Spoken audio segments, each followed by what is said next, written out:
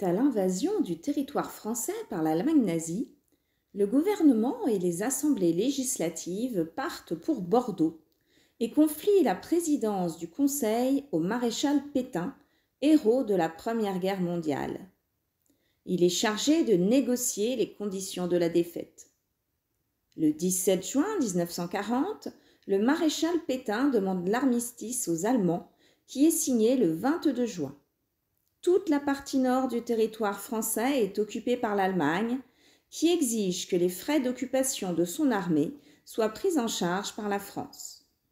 L'armement français est livré à l'ennemi, tandis que 2 millions de prisonniers de guerre sont enfermés en Allemagne. Le gouvernement français, avec à sa tête le maréchal Pétain, s'installe à Vichy. La moitié sud de la France est considérée comme une zone libre. Le général de Gaulle, ayant quitté la France pour l'Angleterre face à la défaite française, lance à la radio britannique son fameux appel du 18 juin 1940. Refusant la défaite, il appelle à la résistance face aux Allemands avec l'aide des Alliés sur le plan matériel et humain et avec l'aide des colonies. La défaite est-elle définitive ? Non.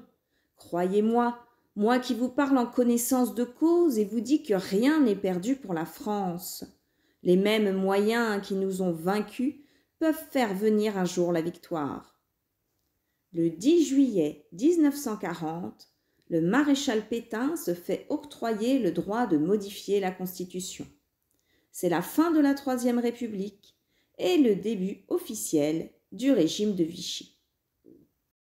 À partir de l'entretien de Montoire avec Hitler le 24 octobre 1940, le maréchal Pétain met en place un régime de collaboration avec l'Allemagne et soutient sa politique antisémite. L'ambition affichée de Pétain lors de son discours radiophonique du 30 octobre est d'alléger le poids des souffrances du pays, d'améliorer le sort des prisonniers français en Allemagne et d'alléger les frais d'occupation grâce à la collaboration. Ainsi, la construction automobile et aéronautique est mise au service de l'effort de guerre allemand.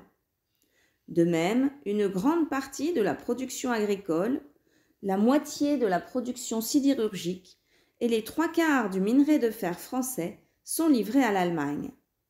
Le pays est saigné à blanc et des tickets de rationnement sont mis en place en France.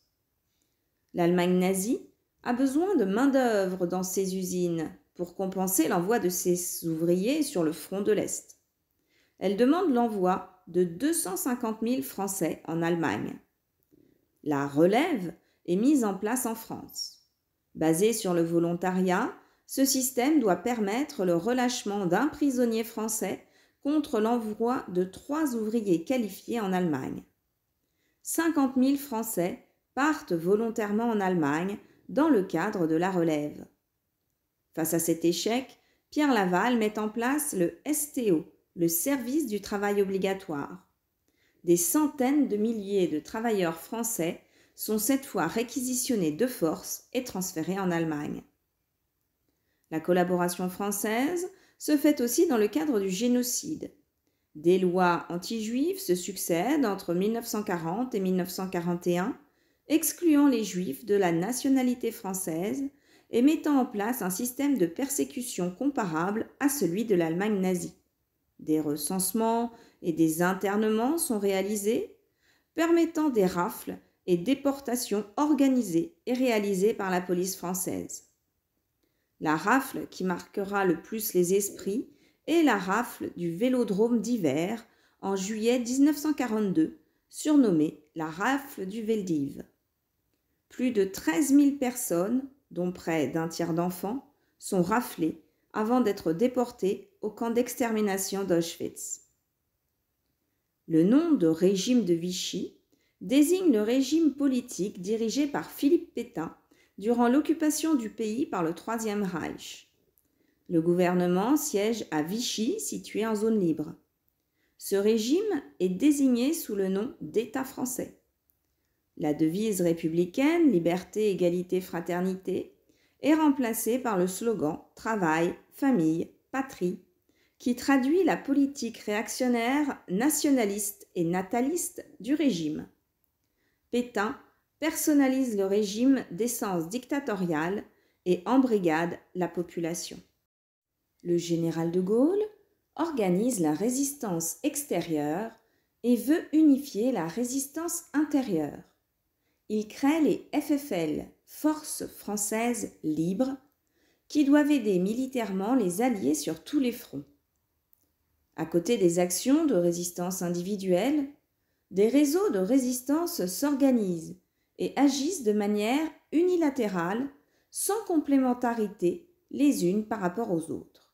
Contre-propagande, collecte de renseignements, actions de sabotage. Afin de mieux coordonner leurs actions et surtout de donner une visibilité à la résistance française aux yeux des Alliés, le général de Gaulle confie la responsabilité de fédérer ces mouvements de résistance intérieure à Jean Moulin. Il poursuit son action la même année en créant le CNR, Conseil national de la résistance. Celui-ci rassemble les mouvements de résistance, mais aussi les partis politiques et les syndicats. L'enjeu est de préparer le rétablissement de la légitimité républicaine après-guerre sous l'égide du général de Gaulle.